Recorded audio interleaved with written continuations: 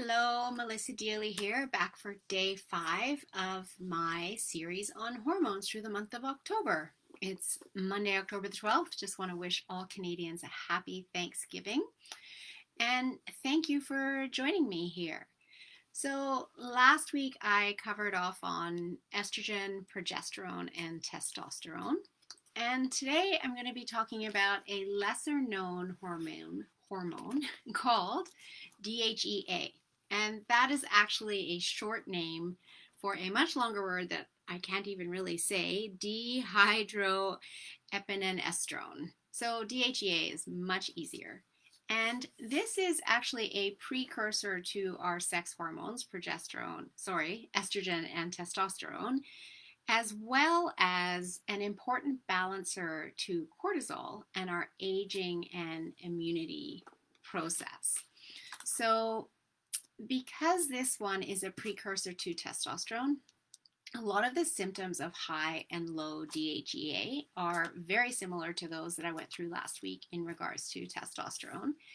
And so very often when we are helping people to boost their testosterone levels when that is required, we will actually give them DHEA rather than having them take testosterone because of the fact that it comes first, and if we produce the DHEA, then the testosterone will also increase. So that happens when we see a lower DHEA and a lower testosterone level. We can give the one herbal remedy to support both. So as a reminder, what are the symptoms of high DHEA? As I said, very similar to high testosterone. So increased facial hair, oily skin, aggression, rage, and irritability, acne, as well as potential increase in water retention and sometimes hair loss. And then for low levels of DHEA, this can often lead to low testosterone, as I said, or low estrogen E2 levels. And the symptoms are nervousness, lack of confidence, low libido, fatigue and brain fog, decreased strength, decreased endurance, fat gain, and then rapid aging or weakened immunity. And those bottom two were not in relation to testosterone, but definitely in relation to low DHEA. So again, these symptoms, if you have just one, then it's nothing to be concerned about because these symptoms can be the sign of something else that's out of balance in your body. But if you have quite a few of these on the list, it may be a clue that something's up with your hormones and you might want to get them checked. And 8 out of 10 times, we normally see a low normal DHEA as a response to chronic stress.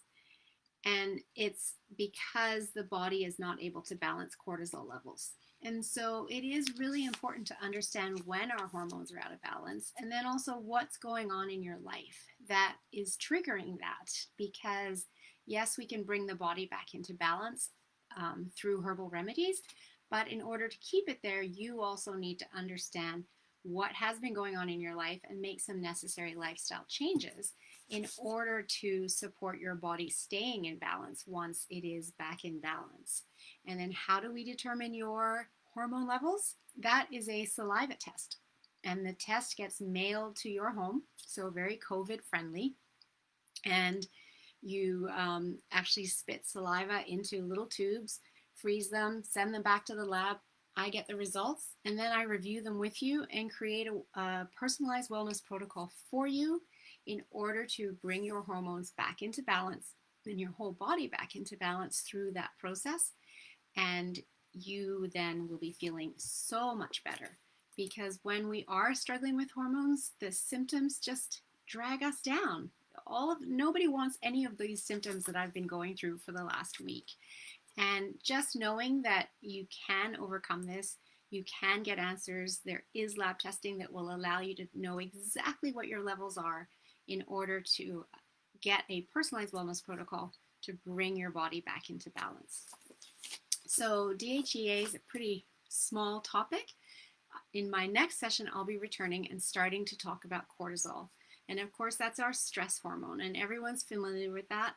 And today the world is the most stressed out it's ever been, and people are feeling stressed out, feeling overwhelmed, but looking around and seeing their colleagues and other people in the same state and normalizing it.